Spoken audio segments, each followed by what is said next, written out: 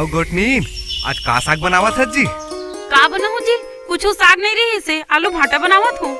अरे यार रोज रोज आलू भाटा, अभी तो रंग रंग के साग आवत है और तोला सिर्फ आलू भाटा दिखते। बाजार तो जास नहीं है, आवाज बड़ा साग पूछैया। घर तरफ तो आते साग बेचैया, खरीदे नहीं सकस। फालतू बात मत कर, घर में बैठे बैठे रंग रंग के गोठियाथस। जा देख तो घंटी बजा थे, कोई आ है। अरे मैं नहीं जाऊँ, ते जाके खोल दरवाजा। हाँ सरी पुतल मैं करूँ, ते दिन भर पेपर धर के चाटत रहा। त्रिशा। हाँ पापा। जा बेटी, कोई आ है, दरवाजा खोल दे। हाँ।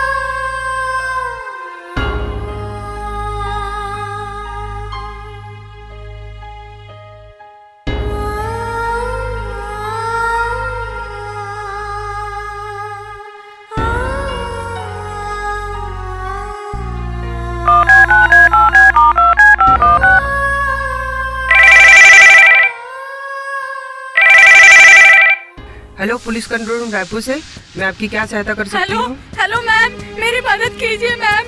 हेलो मैम, हेलो मेरी मदद कीजिए मैम। सुनिए, घबराइए नहीं, आराम से बताइए, तुरंत मदद पहुँचेगी। मैम मैं बैजनाथ पारा से बोल रही हूँ मैम। हमारे घर में 5 बदमाश हथियार लेकर घुस गए थे मैम। उन्होंने मेरे पापा पर चाकू से हमला कर दिया है। वो कुछ बोल नहीं रहे हैं मैम, बहुत खून बह रहा है, मम्मी भी बेहोश है, मुझे बहुत डर लग रहा है मैम। हमारी मदद कीजिए मैम, पुलिस को भेजिए मैम। बेटा धैर्य रखो, घबराओ मत। मैं आपकी मदद के लिए निकटतम पीसीआर वैन और एम्बुलेंस को सूचित करती हूँ।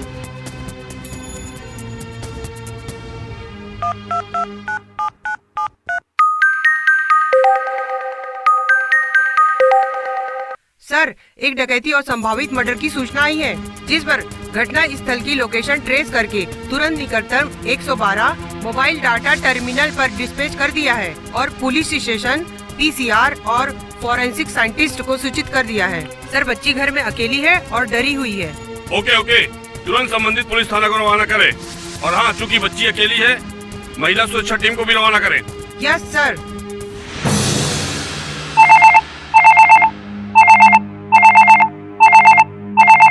हेलो, इंस्पेक्टर किरण, सिटी कोतवाली।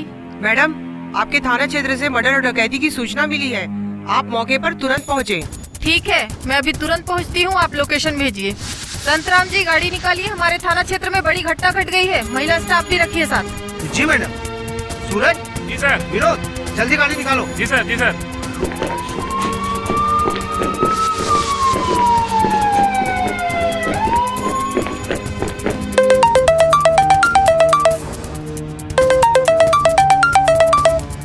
FSL रायपुर से। जी मैडम, बताइए। सिटी कोतवाली थाना इलाके में डकैती और मर्डर की सूचना मिली है, आप तुरंत मौके पर पहुंचे। लोकेशन बैजनाथ पारा, गली नंबर 3।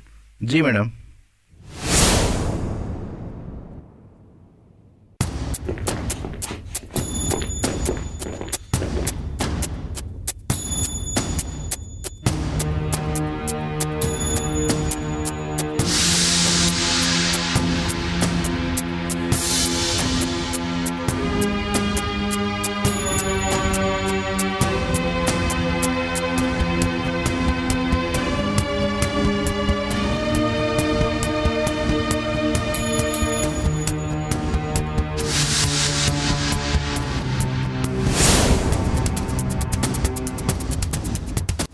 संतराम जी, घायल महिला को अस्पताल पहुंचाने की व्यवस्था कीजिए। जी मैडम, मैं भिजवाता हूँ। और आप मौके की भी कार्यवाही जारी रखिए। Okay madam.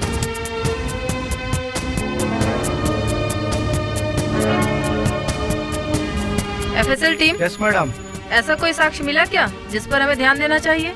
हम सर्च कर रहे हैं मैडम, जैसे ही मिलता है हम बताते हैं। विनोद, आप ड्रग डिवाइस लाए ही होंगे, तुरंत ही साक्ष्य ऐप से घटना स्थल की ऑडियो वीडियो रिकॉर्डिंग करो और विभिन्न एंगल से फोटोग्राफी भी करो। जी मैडम।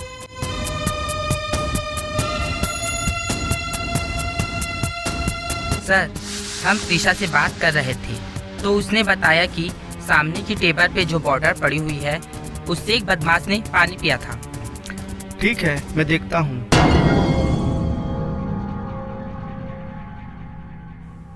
विनोद, तुम तुरंत यहाँ आसपास लगे सीसीटीवी की डीवीआर से फुटेज ले लो और हाँ, वहाँ अच्छे से चेक करो। हो सकता है कोई फुटप्रिंट मिल जाए। अरे मैडम, इन सब से अपराधी थोड़ी पकड़े जाते हैं, ये सब तो फिल्मों में होता है। संतराम जी, नए आपराधिक कानूनों के आने के बाद अपराधी को पकड़ने व उसको सजा दिलाने में वैज्ञानिक साक्ष्यों का बहुत महत्व है। सूरज, क्राइमेक पे क्राई एंड ह्यू अलर्ट जारी करो। जी मैडम। क्राइमेक? अब ये किस चिड़िया का नाम है मैडम? अरे संतराम जी, क्राइमेक का मतलब है क्राइम मल्टी एजेंसी सेंटर, जो भारत सरकार के गृह मंत्रालय द्वारा लॉन्च किया गया पोर्टल है। इसके माध्यम से विभिन्न जांच एजेंसियां अपराध और अपराधियों की जानकारी आपस में शेयर कर सकती हैं और इसी माध्यम से अंतर्राज्यीय अंतर जिले में अपराधियों की धरपकड़ की जा सकती है। तो क्या यही नए कानून की नई विशेषता है? संतराम जी, मृतक को मोर्चरी भिजवाएं जी। और मृतक और घायल का मेडलिपर में डिटेल भरकर जिला अस्पताल भेज दीजिए। जी। और हाँ, सारा काम पूरा करके थाने पहुँचिए। Okay madam.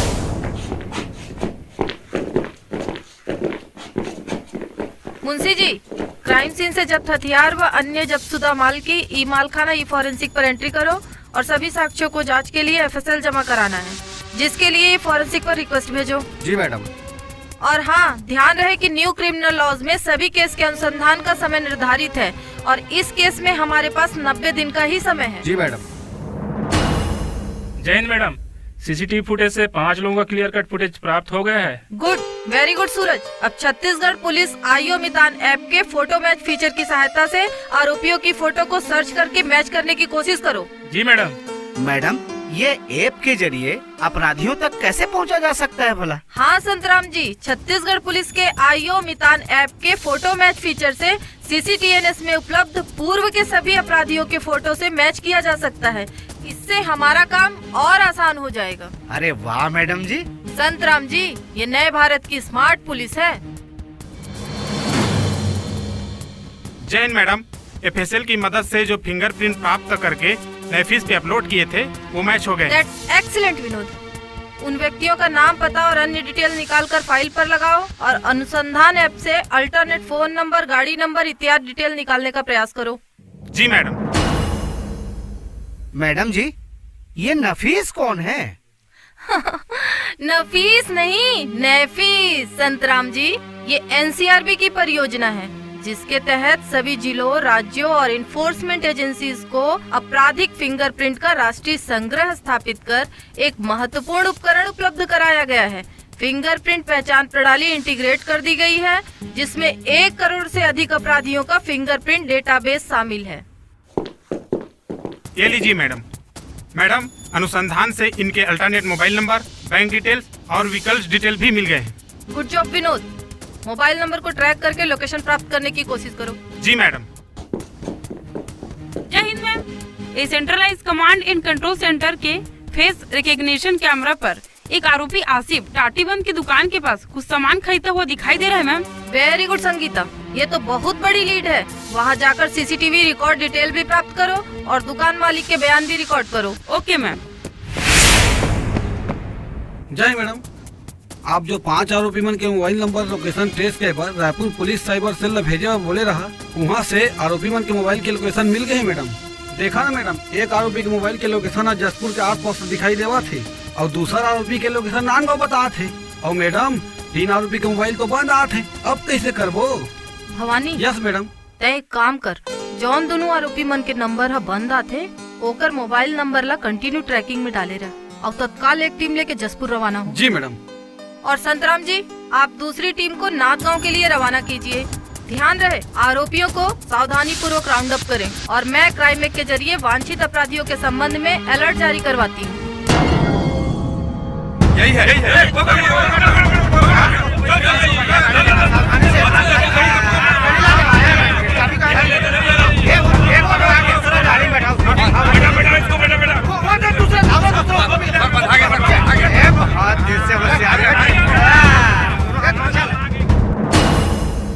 इंस्पेक्टर किरण, जय हिंद सर।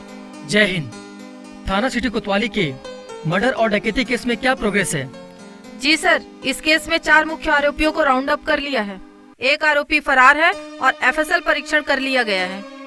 बहुत बढ़िया inspector, very good. Thank you sir. ये सब तो ठीक है, लेकिन इतने जल्दी कैसे कर लिया? ये तो नए कानूनों के क्रांतिकारी बदलावों और मेरे जुझारू टीम के प्रयासों का नतीजा है। जय हिंद सर। जय हिंद। अरे संतराम जी, गिरफ्तार आरोपियों के परिजनों को नए प्रावधानों के अनुसार गिरफ्तारी की सूचना दे दी ना? गिरफ्तार व्यक्तियों का नाम थाने के बोर्ड पर चस्पा करना और पुलिस पोर्टल पर अपलोड करना जरूरी है। मैडम, ये सब तो पहले ही कर दिया है और आपकी मंशा अनुसार इन हार्डकोर अपराधियों की गिरफ्तारी करके कोर्ट में पेश करने का कागज भी भेज दिया है। अरे संतराम जी, अब इसकी कोई जरूरत नहीं है, सब इलेक्ट्रॉनिक माध्यम से हो जाता है। ऐसा भी होता है मैडम? हाँ संतराम जी, ये सशक्त कानून की नींव स्थापित करने वाला प्रावधान है। मैडम, तीसरे आरोपी राहुल से कुछ इन्वेस्टिगेशन फॉर्मेलिटीज रह गई है और उसे न्यायालय द्वारा जुडिशियल कस्टडी पर भी भेज दिया गया है। अब क्या करें? तुम्हें नहीं पता? नए आपराधिक कानूनों के तहत अपराधी की दोबारा पुलिस कस्टडी हासिल की जा सकती है। अब इस केस में पहले 60 दिन तक अपराधी की कस्टडी हम अलग अलग समय में ले सकते हैं। अरे वाह मैडम, इससे तो अनुसंधान में काफी सहूलियत होगी।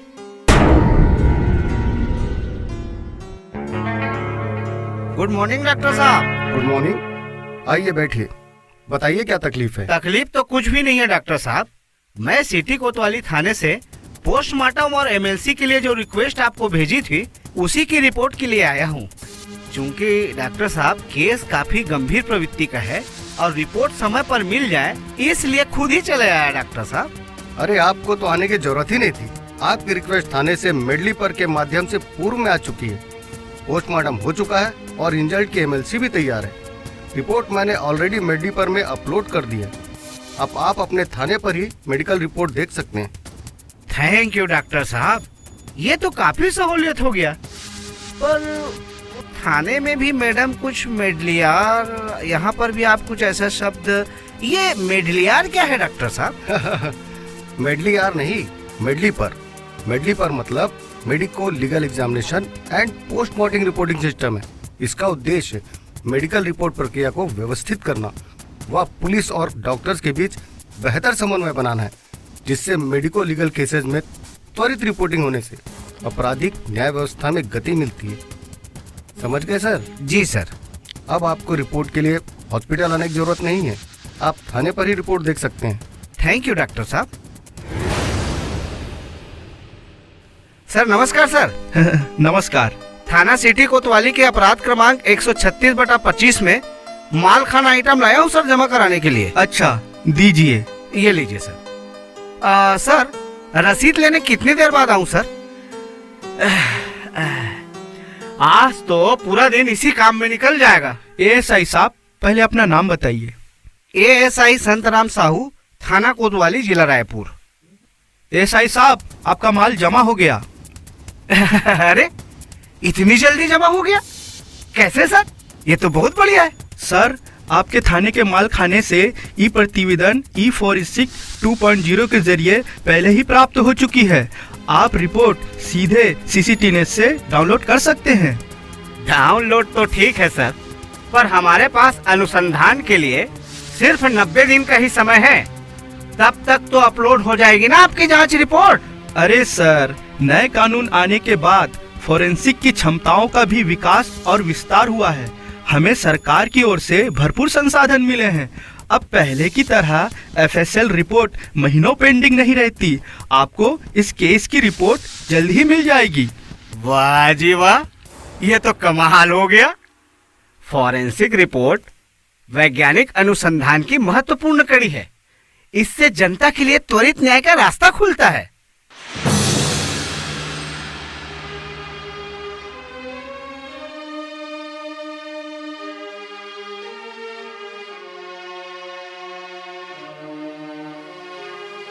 सर, सिटी कोतवाली थाने से ASI संतराम साहू आपसे मिलने आए हैं। अच्छा, अंदर भेजिए उन्हें।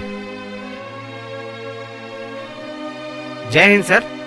कोतवाली थाने का अपराध क्रमांक 136/25 वो बैजनाथ पारा मर्डर केस, उसमें ब्रीफ बनवा देते हुजूर। अरे संतराम जी, यहाँ आकर बेकारी समय खराब किया आपने। आपके थाने के इंस्पेक्टर किरण ने केस की सारी पत्रावली ऑनलाइन माध्यम से भेजकर ब्रीफ बनवाने के लिए आवेदन पहले ही भेज दिया है, जिस पर चार्जशीट चेक कर मैंने अपना ओपिनियन ई प्रोसिक्यूशन के माध्यम से अपलोड कर दिया है। अब आप थाने पर ही इसको चेक कर सकते हैं। अरे वाह सर, ये तो बहुत ही बढ़िया और सरल हो गया है। अब तो इससे काफी समय बचेगा। धन्यवाद सर। सर, मुझे कंफ्यूजन है। हाँ बताओ क्या? सर, ये पूरा अनुसंधान सीसीटीवी फुटेज और ई साक्ष्य पर आधारित है। ट्रायल में ये केस सक्सेसफुली एडमिसिबल होगा? देखो, डीवीआर से जो सीसीटीवी फुटेज ली गई है, उस फुटेज और ई साक्ष्य की हैश वैल्यू निकाली जाती है तथा राज्य सरकार द्वारा सैकड़ों कांस्टेबल को एक्सपर्ट के रूप में प्रशिक्षण एवं मान्यता दी गई है, जो भारतीय साक्ष्य अधिनियम की धारा 63(4)(ब) का सर्टिफिकेट जारी करने के लिए प्राधिकृत है। इससे साक्ष्यों की एडमिसिबिलिटी बनी रहती है। समझ गए? जी सर। क्या मैं अंदर आ सकती हूँ सर? आओ त्रिशा, बैठो। आप भी बैठिए। सर, इस केस में मेरा बयान है। हाँ त्रिशा बेटा, कल तुम्हारा बयान है। कल वीडियो कॉन्फ्रेंसिंग के माध्यम से तुम्हें कोर्ट से जोड़ा जाएगा। जैसा मैंने तुम्हें समझाया था ना, ठीक उसी तरह जज साहब के सामने बिना डरे बिना घबराए सारी बात सच सच कह देना। ठीक है सर, लेकिन मेरे पिताजी अब इस दुनिया में नहीं रहे। मम्मी भी हॉस्पिटल में है। मेरे पास आय का कोई साधन नहीं है। मैं अपनी पढ़ाई और माँ के इलाज का खर्च कैसे उठाऊंगी? बेटा घबराओ मत, मैंने जिला विधिक सेवा प्राधिकरण में आपकी पढ़ाई और माताजी के इलाज के लिए पीड़ित क्षतिपूर्ति योजना के तहत आर्थिक सहायता प्रदान करने हेतु प्रार्थना पत्र लगा दिया है। जी मैडम। बेटा, नए कानूनों के लागू होने के बाद पूरी न्याय व्यवस्था विक्टिम सेंट्रिक यानी पीड़ित केंद्रित हो गई है, इसलिए इस व्यवस्था पे भरोसा रखो। ठीक है, थैंक यू सर। सरकार बनाम राकेश व अन्य हाजिर हो। अब तक की केस की डिटेल्स बताइए।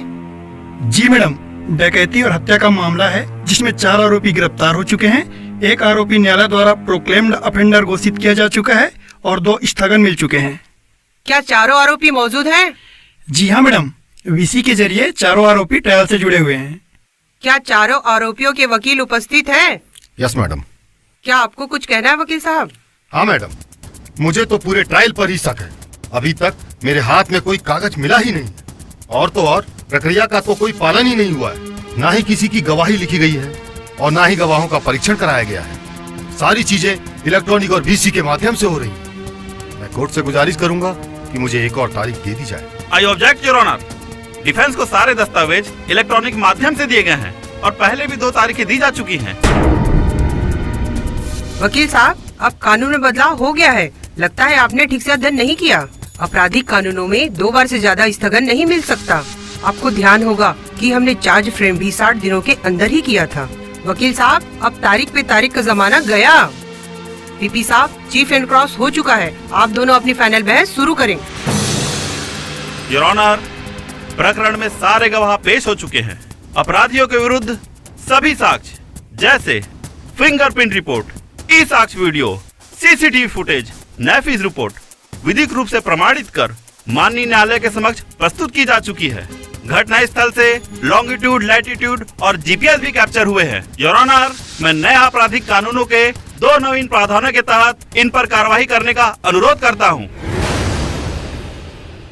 पहला ये कि पुलिस अनुसंधान से ये प्रमाणित है कि ये सभी अपराधी एक संगठित गिरोह बनाकर अपराध के पेशे में लिप्त है, जिसका प्रमाण आईसीजीएस में मध्य प्रदेश से प्राप्त हुआ है। अतः इस प्रकरण में संगठित अपराध की धारा जोड़कर इन्हें सजा दी जाए।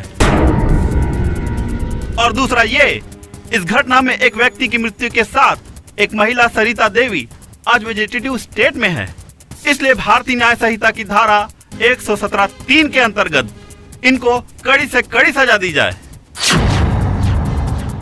माननीय न्यायालय, ये पूरा परिवार इस अपराध से तबाह हो गया है, इसलिए जो अर्जी पीड़िता की क्षतिपूर्ति के लिए लगाई गई है, उसे ध्यान में रखकर पीड़िता को ज्यादा से ज्यादा धनराशि दी जाए और इन कुख्यात अपराधियों को सख्त से सख्त सजा दी जाए।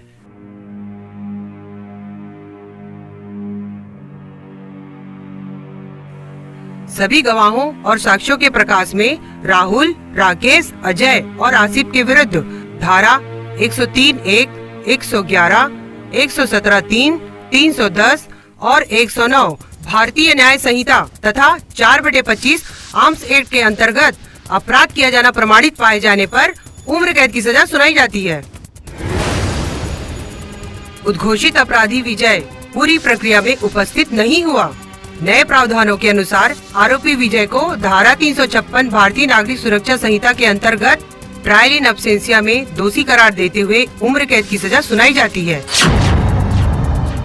पीड़िता त्रिशा और उसकी मां की आर्थिक एवं मानसिक स्थिति को देखते हुए क्षतिपूर्ति राशि प्रदान करने का आदेश दिया जाता है।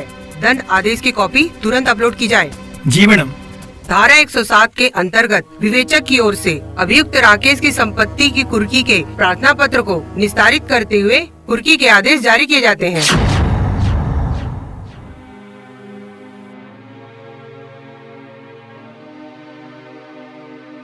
जय हिंद सर। जय हिंद। निरीक्षण का समय हो गया है। समय हो गया क्या जेलर साहब? चलिए चलते हैं। जय हिंद सर। जय हिंद। सर, ये सिटी कोतवाली थाना के हत्या और डकैती केस के अपराधी हैं। ये कल ही जेल में दाखिल हुए हैं। ओके, ये हार्डकोर अपराधी हैं, इन्हें स्पेशल सेल में शिफ्ट करो। और हाँ जेलर साहब, भारतीय नागरिक सुरक्षा संहिता की धारा 479 के तहत जिन कैदियों की 1/3 सजा पूरी होने वाली हो या हो चुकी हो, उनकी जमानत याचिका जेल के माध्यम से न्यायालय में पेश होना जरूरी है। नए कानूनों की मंशा अपराधियों के प्रति ज्यादा सुधारात्मक और मुख्य धारा से जोड़ने की है। इन सब का पालन अति आवश्यक है। सर, अब तो हमारे सिस्टम में अपने आप ही इसका अलर्ट आ जाता है। गुड, बहुत बढ़िया। सर, एक कैदी आपसे कुछ बात करना चाहता है। हाँ बोलो, क्या बोलना चाहते हो? साहब साहब साहब मोर मदद करो साहब, मोर हत्या के केस में मृत्यु दंड मिले है, मोर मदद करो साहब, मैं गरीब आदमी हूँ, मोर मदद करो साहब। अरे जेलर साहब, सजा के 30 दिन के भीतर इसकी मर्सी पिटीशन पेश करनी पड़ेगी, इसमें इसकी मदद करें। बाय द वे जेलर साहब, उन नए हार्डकोर अपराधियों के नैफिस तो करा लिया है ना? थाने के माध्यम से CCTNS पोर्टल पर आ गई है। जेलर साहब, ऑनलाइन वीडियो कॉन्फ्रेंसिंग पोर्टल सुचारू रूप से चल तो रहा है ना? यस सर, ये तो कमाल का प्रावधान है। ना आरोपी के भाग जाने का डर, ना उसकी सुरक्षा के लिए अधिक मात्रा में पुलिस बल की जरूरत। सरकार का पैसा, समय और संसाधनों की बचत होती है। जेलर साहब, समय समय पर इसे चेक करते रहिएगा। Yes sir.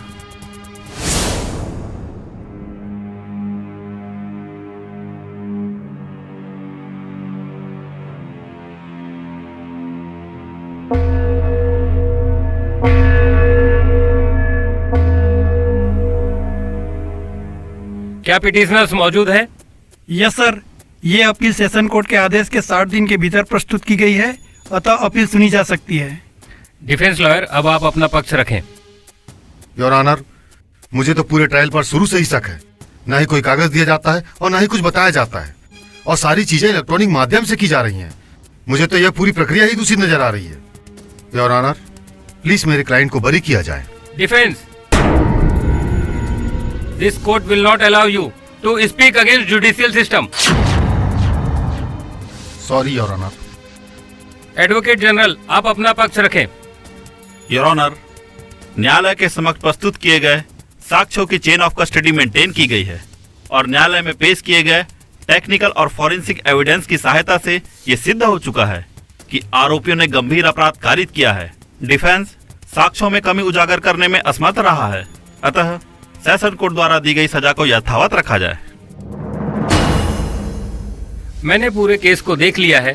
सभी साक्ष्यों के विश्लेषण से ये पूर्णतः साबित होता है कि साक्ष्यों की सेंसिटिविटी मेंटेन रही है, आरोप पूर्णतः प्रमाणित है, सेशन न्यायालय द्वारा दिया गया दंड आदेश उचित प्रतीत होता है, अतः याचिका खारिज की जाती है।